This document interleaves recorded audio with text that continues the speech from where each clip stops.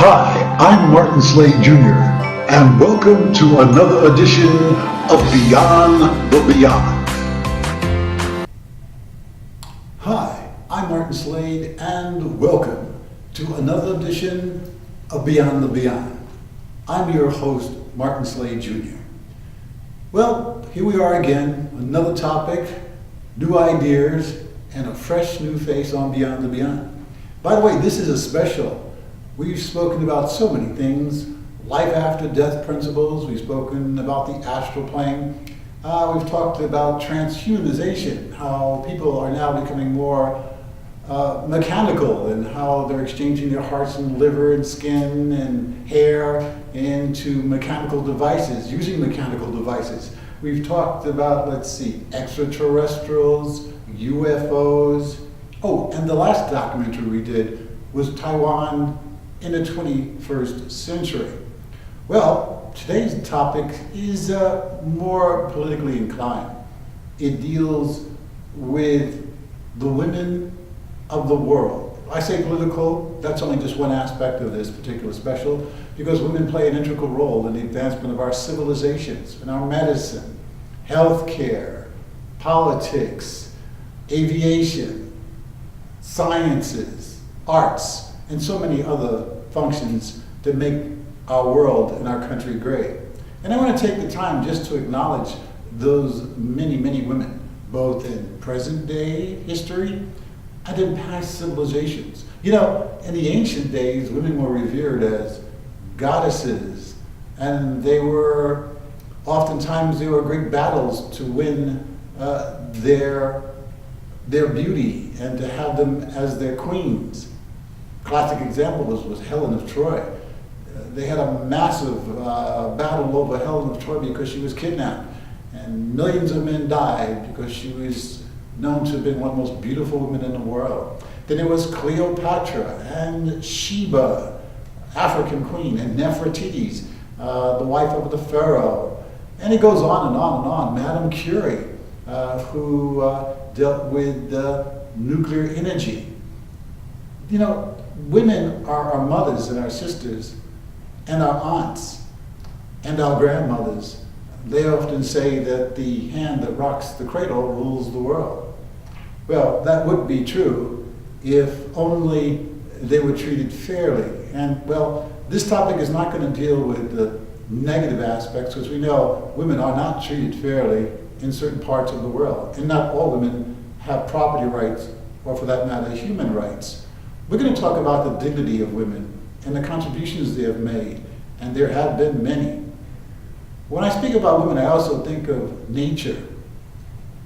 I think of Mother Nature. You notice we don't call it Father Nature, we call it Mother Nature, because that is the creative part of our world, nature. When we think about the birds and the animals and the water and the various streams and the insects and the mammals, we think of Mother Nature.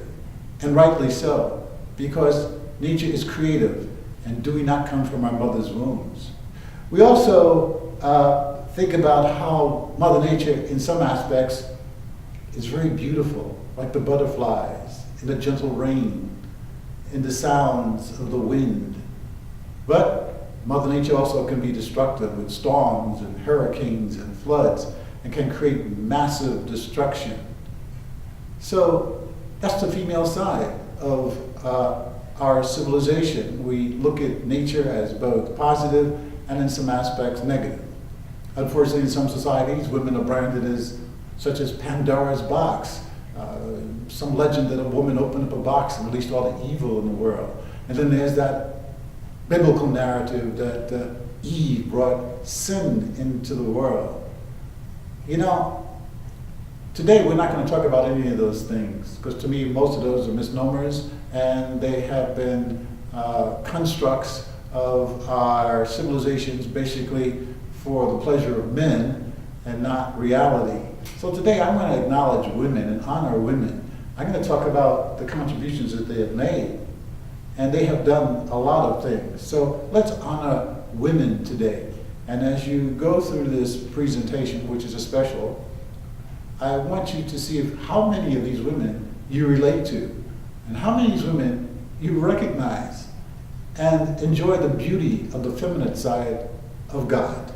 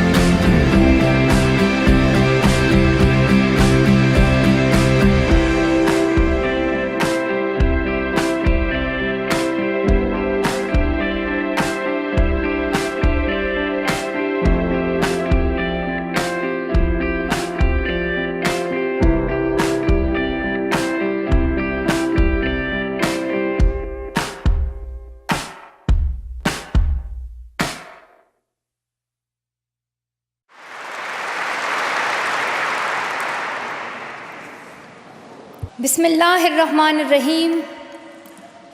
In the name of God, the most merciful, the most beneficent. Your Majesties, Your Royal Highnesses, distinguished members of the Norwegian Nobel Committee, dear sisters and brothers, Today is a day of great happiness for me. I'm humbled that the Nobel Committee has selected me for this precious award. Thank you to everyone for your continued support and love. Thank you for the letters and cards that I still receive from all around the world. Your kind and encouraging words strengthens and inspires me. I would like to thank my parents for their unconditional love. Thank you to my father for not clipping my wings and for letting me fly.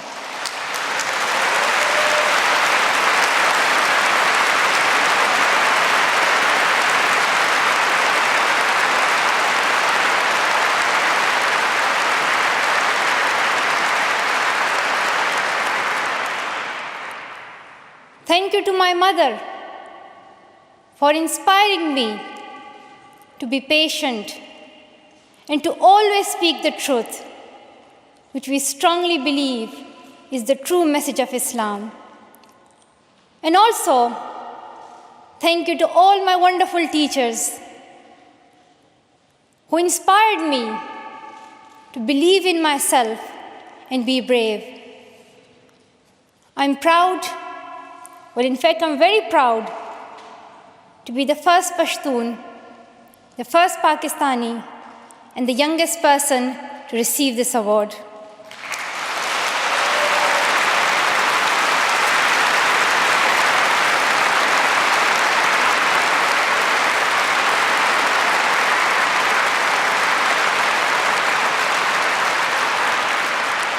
Along with that, I'm pretty certain that I'm also the first recipient of the Nobel Peace Prize who still fights with her younger brothers.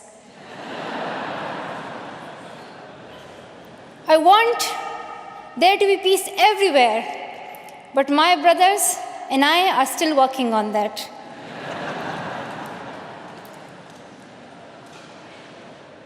I'm also honored to receive this award together with Kailash Satyarthi, who has been a champion for children's rights for a long time, twice as long, in fact, than I have been alive.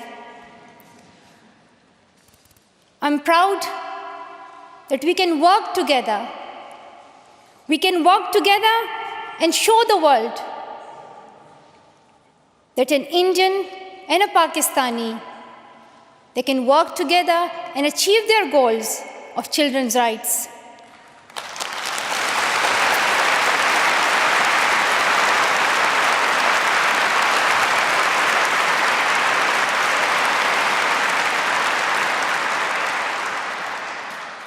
Dear brothers and sisters, I was named after the inspirational Malala of Maiwand, who is the Pashtun Joan of Arc. The word Malala means grief-stricken, sad.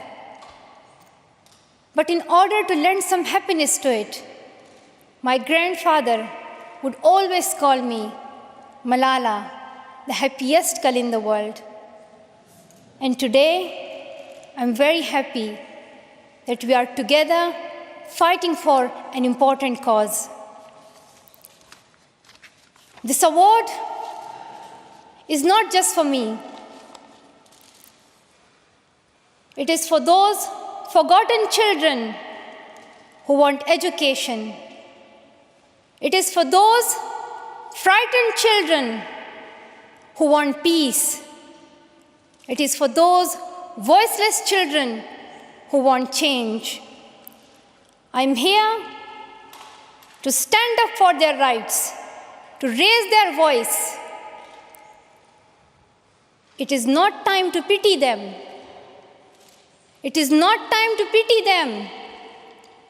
It is time to take action.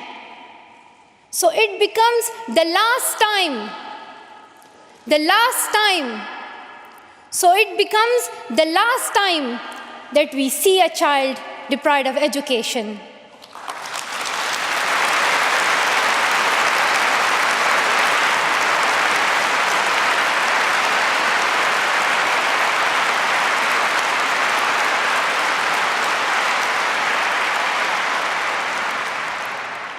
I have found that people describe me in many different ways.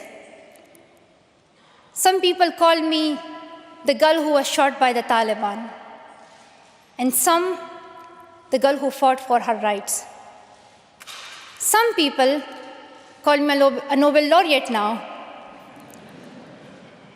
However, my brothers still call me that annoying bossy sister.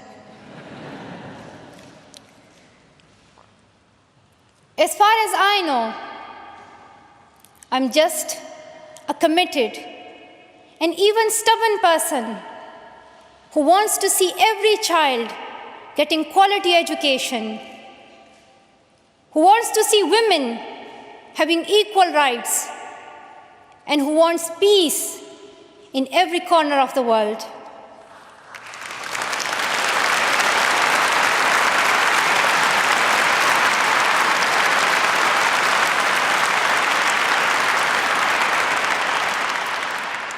Education is one of the blessings of life and one of its necessities. That has been my experience during the 17 years of my life. In my paradise home, Swat, I always loved learning and discovering new things. I remember when my friends and I would decorate our hands with henna on special occasions. And instead of drawing flowers and patrons, we would paint our hands with mathematical formulas and equations. We had a thirst for education. We had a thirst for education because our future was right there in that classroom. We would sit and learn and read together. We loved to wear neat and tidy school uniforms. And we would sit there with big dreams in our eyes. We wanted to make our parents proud and prove that we could also excel in our studies and achieve those goals which some people think only boys can. But things did not remain the same. When I was in Swat, which was a place of tourism and beauty, suddenly changed into a place of terrorism.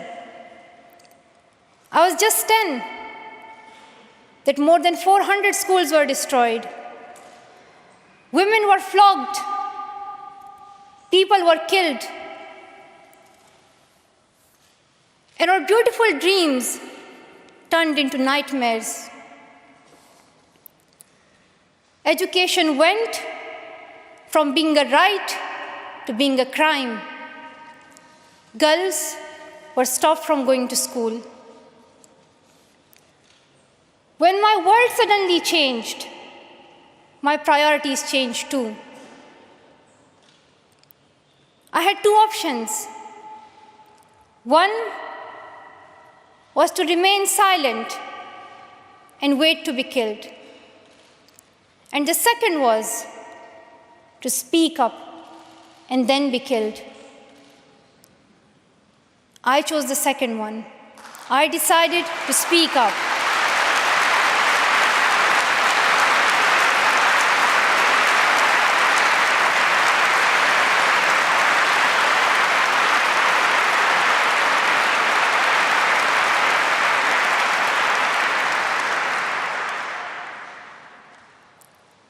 We could not just stand by and see those injustices of the terrorists, denying our rights, ruthlessly killing people, and misusing the name of Islam.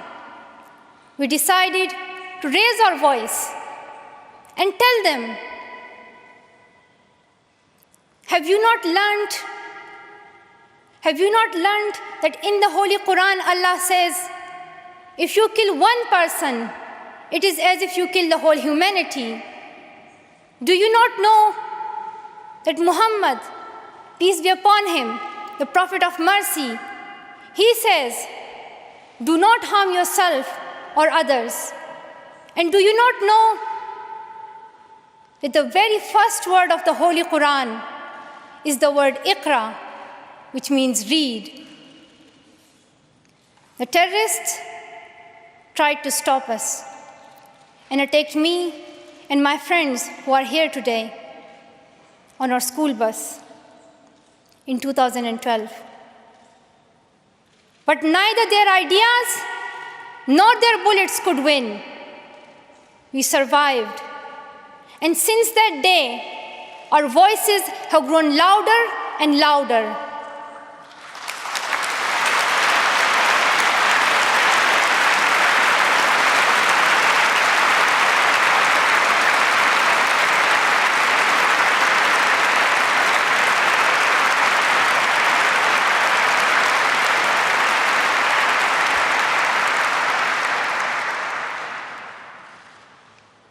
I tell my story not because it is unique, but because it is not. It is the story of many girls. Today, I tell their stories too.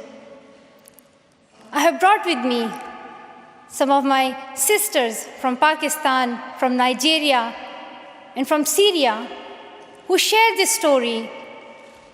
My brave sisters, Shazia and Kainat, who were also shot that day on our school bus. But they have not stopped learning. And my brave sister, Kainat Somro, who went through severe abuse and extreme violence. Even her brother was killed, but she did not succumb. Also my sisters here, whom I have met during my Malala Fund campaign. My 16-year-old courageous sister, Mozoon, from Syria, who now lives in Jordan as a refugee. And she goes from tent to tent, encouraging girls and boys to learn. And my sister, Amina, from the north of Nigeria, where Boko Haram threatens and stops girls and even kidnaps girls just for wanting to go to school. Though I appear as one girl, one person who is 5 foot 2 inches tall, if you include my high heels, it means I'm 5 foot only.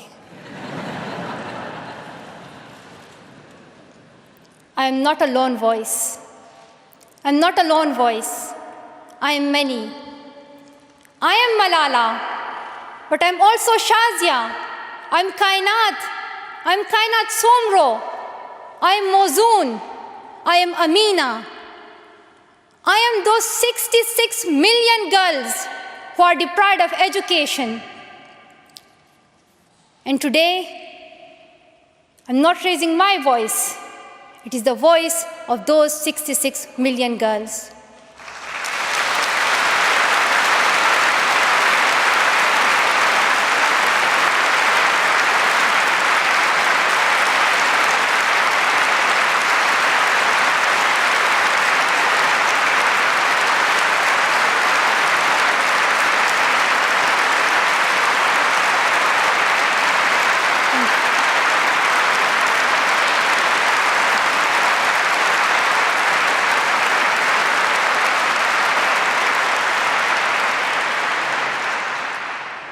Sometimes people like to ask me, why should girls go to school? Why is it important for them? But I think the more important question is, why shouldn't they? Why shouldn't they have this right to go to school? Dear brothers and sisters, today, in half of the world, we see rapid progress and development. However, there are many countries where millions still suffer from the very old problems of war, poverty and injustice. We still see conflicts in which innocent people lose their lives and children become orphans. We see many people becoming refugees in Syria, Gaza, and Iraq. In Afghanistan, we see families being killed in suicide attacks and bomb blasts. Many children in Africa do not have access to education because of poverty. And as I said, we still see girls who have no freedom to go to school in the north of Nigeria. Many children in countries like Pakistan and India, as Kailash Satyarthi mentioned, many children, especially in India and Pakistan, are deprived of their right to education because of social taboos, or they have been forced into child marriage or into child labor. One of my very good school friends, the same age as me, who has always been bold and confident girl, dreamed of becoming a doctor. But her dream remained a dream. At the age of 12, she was forced to get married. And then soon, she had a son. She had a child when she herself was a child, only 14. I know that she could have been a very good doctor, but she couldn't because she was a girl. Well, I hope you enjoyed today's edition, special edition, in honor of women throughout our history and our civilizations. I hope you'll take time to acknowledge that women are a very positive part of our world, and without them, well, none of us would even be here. Respect for women, respect for nature, respect for things that are not all male, but respect for the soft and the gentle, the curve, the beauty, the pristine, the precious, the love of women, the female part of ourselves. God bless all the women in the world. God knows we love you. With that being said, thank you for watching our show today in honor of women. And when you have a chance, don't forget, go to your website and look up the New World Generation, and you'll see our other shows that are there. We have a blog, we're on YouTube, or just simply go to your search engine on Google and look up Martin, that's M-A-R-T-I-N, SLADE, S-L-A-D-E, Junior, and you will see a host of shows that we prepared just for you. That being said, have a pleasant day and a good life. Mahalo.